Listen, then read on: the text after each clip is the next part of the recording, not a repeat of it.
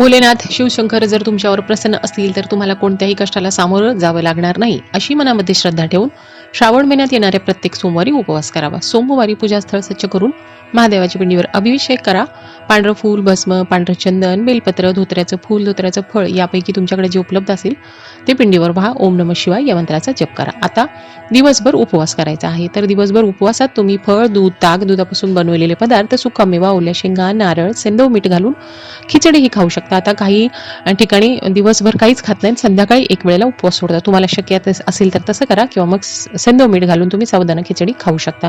आणि संध्याकाळी दिवाबत्ती झाल्यानंतर चपाती, भाजी, भात, वरण असं सात्विक अन्न खाऊन तुम्हाला उपवास सोडायचा आहे। काही ठिकाणी दुसऱ्या दिवशीही सोमवारचा उपवास सोडतात, पण तुमच्याकडे जर तशी पद्धत असेल तर तसं करा। आणि जर तुम्ही पहिल्यांदा करणार असाल तर या सोमवारी तुम्ही ज्या पद्धतीने उपवास करणार, म्हणजे सोडला सोमवारी तर तसंच करा, आणि दुसऱ्या दिवशी सोडला तर प्रत्येक वर्षी त्याच पद्धतीने सोडा।